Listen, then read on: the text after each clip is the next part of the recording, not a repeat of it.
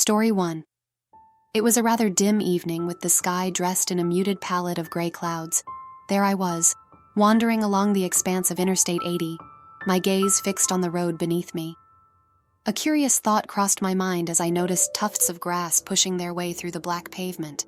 When I glanced behind me, my eyes caught sight of a large lorry trailing a string of cars that sped past me with such urgency. Turning my attention forward and edging closer to the grassy verge, a fleeting worry brushed my thoughts. What if I were to be struck by that very lorry? Thankfully, the vehicle passed without incident, prompting a relieved sweep of my hand across my forehead. But curiosity gripped me as I saw the lorry pull over to the shoulder ahead. The driver's door swung open and he descended, embarking on a swift jog in my direction. Rooted to the spot, I watched him approach, puzzled by his urgent stride towards me. It struck me as odd that despite the hustle and bustle of traffic, the world had suddenly muted, leaving me in a bubble of silence. The driver's approach seemed to slow, his movements languid as if time itself had stretched. This prompted me to glance back, only to be drawn forward again by his persistent advance. The slow-motion spectacle was bewildering, compelling me to look back once more. It was then that my attention was caught by an unexpected sight on the roadside. Approaching the figure laid out before me, a dawning realization washed over me. It was me. Observing my own form from a curious distance, I was struck by the impossibility of the scene. How could I exist in two places simultaneously? The thought was utterly bewildering. Exclaiming in disbelief, I was suddenly engulfed by a cascade of emotions far more intense than anything I'd experienced in the physical world. Fear, sorrow, and an indescribable silence enveloped me, carrying with it the chilling realization of the spiritual consequences of one's actions. Looking down at my physical body, I understood. I was spirit. In an instant, I was drawn back into my body, returning with a scream that bore the raw edge of agony. There beside me was a man, speaking words of reassurance that seemed to whisper through my pain. He spoke of the accident, of survival, and of a presence that would remain by my side. Then, as if in a dream, I found myself standing in knee-deep water, basking in a state of pure spirit, unburdened by physical form. The water around me danced with light, each droplet a caress of joy and peace. Amidst this serenity, I was beckoned to look up by a voice so gentle it felt like a caress. There, I beheld the visage of Jesus Christ, his presence radiating unconditional love and warmth. His introduction to his companions, an assistant and 3 angels, was a moment of profound clarity. Christ's command to survey my surroundings led me to marvel at the beauty of the celestial landscape before me, the luminescent ocean, the vibrant flora, and even a familiar face behind a waterfall. Yet when instructed to look upon my earthly plight, I felt detached, unbound by the physical ordeal below. Despite my reluctance to leave this place of peace, Christ's assurance of my survival and purpose propelled me back into the realm of the living. The painful return was mitigated by the support of those around me, including the man who remained steadfastly by my side. His words, a mix of encouragement and urgency, tethered me to the hope of recovery. As emergency services took over, my consciousness drifted, guided by that same comforting voice urging me to look skyward. What followed was a vivid display of life moments, a celestial cinema that played the highlights of my existence. This divine interlude was abruptly curtailed as reality reasserted itself, leaving me in the care of paramedics who were determined to preserve my life despite my protests. In those final moments of consciousness, as the ambulance doors closed behind me, I was left to ponder the profound journey between life, death, and the spiritual awakening that bridged the two. This story was shared by Lorenza P. and happened in 2001. Story 2. Several days before it happened, I had this profound sense that my time was drawing to a close. There was a tranquility in accepting this, an absence of fear towards the notion of death. To me, death seemed a natural progression, a step I was ready to take. It was clear, though, that my friends, family, and the hospital staff found my situation rather troubling. Being weak and under the influence of morphine, there was little I could do to assuage their concerns. My condition necessitated a move from intensive care to the life support unit, where I spent roughly 3 days in what's known as the glass room, a place reserved for the most critical patients. Surrounded by a multitude of machines, the constant beeping of alarms became a part of my reality. A recurring issue was my IV needle dislodging due to phlebitis, causing the alarms to sound. The IV fluids were essential, yet they damaged the lining of my veins, causing them to rupture. During these days, my consciousness ebbed and flowed. Despite this, I remained serene, though had I known my departure would be temporary, perhaps my peace would have been disturbed. On the day of my departure from this world, the life support unit was unusually quiet, and I was its sole occupant.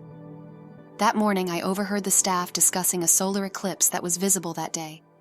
The unit grew silent for a brief period. Then suddenly all the alarms sounded in a cacophony of alerts, each with its own distinct rhythm and interval. Amidst this, I found myself ascending, floating towards a tunnel that lay parallel to the floor, traveling through it for a short distance. That is my last memory of that moment. Waking up was to find myself encircled by medical professionals, alive once more. Miraculously, I returned with the knowledge of a specific medication that would save me, a medication previously unknown to the doctors, yet available in the hospital's pharmacy. Following its administration, my critical state was resolved.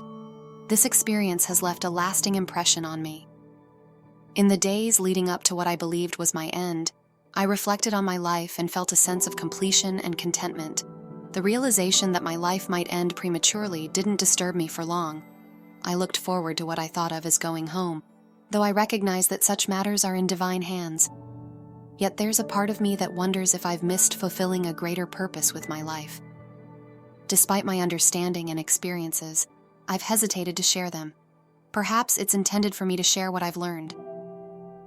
An interesting confirmation of my experience came later. At the university where I was a graduate student, I stumbled upon a display about solar eclipses, including the one from when I was 16. It was then I realized the accuracy of my memories, which until seeing the display, I hadn't fully acknowledged. It seems there was much to process and integrate from that profound experience. This story was shared by Amira S. and happened on February 26 in 1979. Story 3. On a weekend whitewater adventure with pals in rural West Virginia, things took a terrifying turn when our boat flipped in some treacherous rapids. Despite knowing what to do in such a predicament, the chaos was overwhelming. I found myself submerged in the river, caught in what felt like a whirlpool, like being trapped in a giant washing machine. Now, I'm usually a type A kind of person, but in that moment, staying calm was my lifeline. As I drifted beneath the surface, there was no panic, just an eerie sense of calm and peace. It was almost like I was floating, detached from my body. Some might call it an out-of-body experience, but even now I'm not entirely sure. Then I saw it, the white light. At first I thought I was imagining things, but I swam towards it anyway. And there, out of nowhere, appeared my parents. They'd passed away the year before, within months of each other, and seeing them filled me with shock and joy. I begged to stay with them, pleaded to be reunited, but they insisted it wasn't my time yet. Torn between the euphoria of seeing them again and the grief of separation, I found myself in tears. It was all so confusing, the emotions, the reasons, but eventually, I reluctantly turned away from them and the light.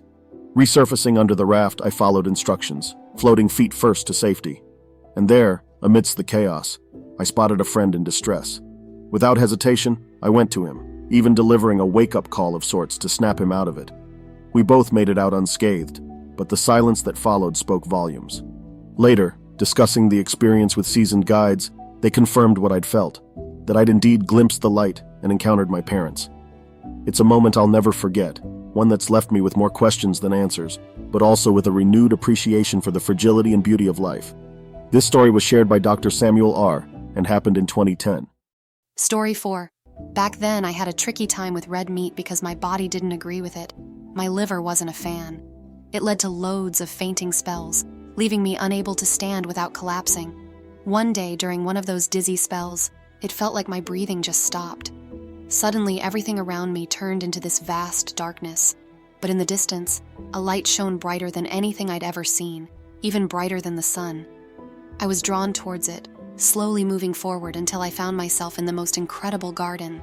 The grass and flowers were so vibrant, almost up to my waist. And there they were, my grandparents and a friend who'd passed away years ago, all smiling at me. Beyond them, a colossal mountain towered over a breathtaking lake with cascading waterfalls. The lake was alive with happy people, some bathing, some in white clothes, and some without a care in the world. It was like paradise. The peace I felt there was indescribable. I wanted to stay forever. Nothing on earth could compare to the sheer bliss of that moment. It was as if I knew everything without a word being spoken, a sense of total abundance and wholeness. As I approached my grandparents, my granddad reached out his hand, but I told him I didn't want to leave. He gently reminded me, "Not yet, honey. There are still things for you to do." Then I felt a tug on my shoulder, a black hand pulling me back. My grandparents assured me, "We'll be waiting for you." Next thing I knew, I was back in my body, gasping for air like I'd been underwater for ages. It's an experience that'll stay with me forever. This story was shared by Maria G. and happened in 2014. Story 5. I found myself on a mountain biking adventure in the remote corners of San Mateo County, not far from San Francisco. It was one of those group rides where you're surrounded by folks you don't really know. Midway through our roughly 20-mile journey, I suddenly felt a wave of weakness wash over me. Concerned, I shared my symptoms with one of the riders, who happened to be a cardiologist. To my shock, he diagnosed me with a heart attack right then and there. As we scrambled to summon help, I felt a heavy thud in my chest, the first sign of cardiac arrest. Before I knew it, consciousness slipped away. Thankfully, a park ranger arrived just in time with a defibrillator, and I was revived. But my ordeal wasn't over yet. I experienced more cardiac arrests before a helicopter swooped in to airlift me out. Then, I woke up to a surreal scene, floating in a serene, velvety darkness. Strangely, I had no sense of self or memory of how I got there. Yet a profound sense of euphoria and tranquility enveloped me. Amidst the darkness, shimmering blue and white orbs danced, casting a peaceful glow. But beneath this tranquility lurked a subtle force, gently pulling me towards something deeper. Despite its gravity, I felt no fear, only awe. Gradually, a narrative began to unfold, distant yet compelling.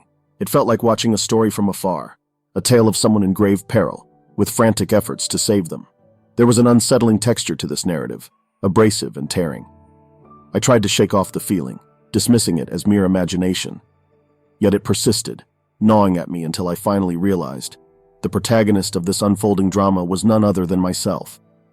Slowly, the world around me materialized. I found myself inside a helicopter, surrounded by people desperately fighting to keep me alive.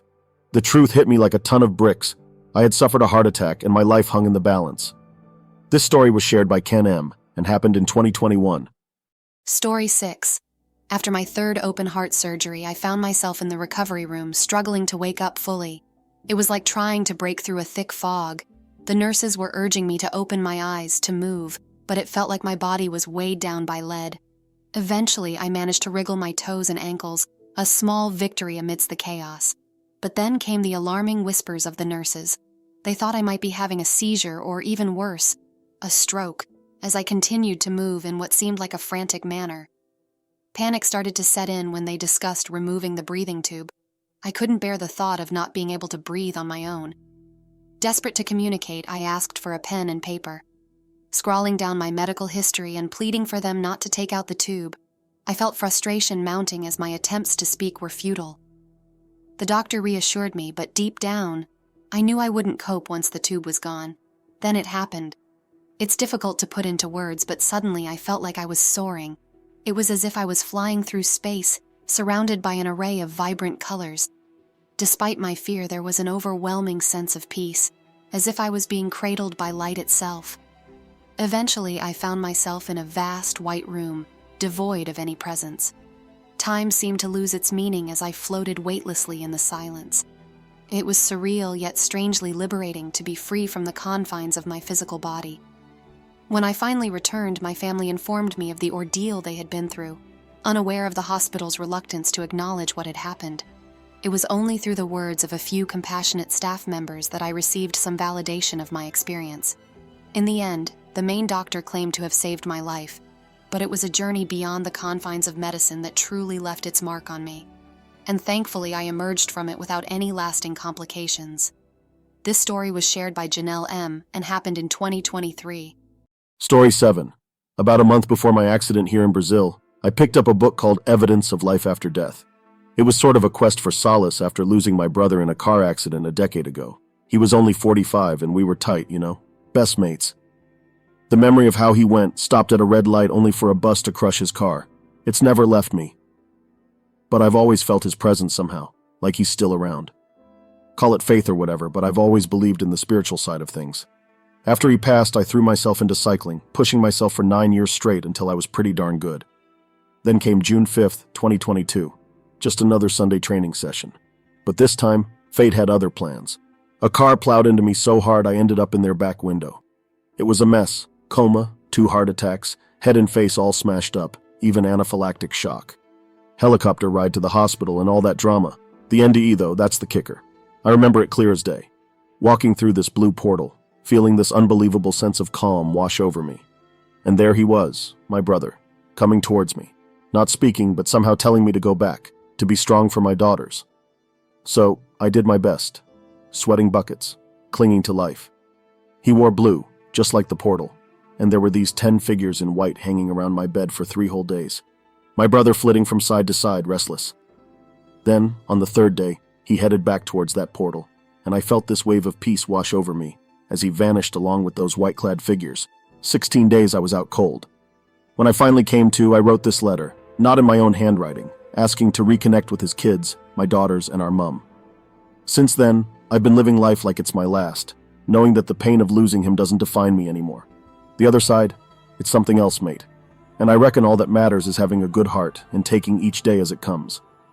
Reading about other folks' experiences in that book, it's like nodding along. I felt what they felt. This story was shared by Victor K. and happened in 2022.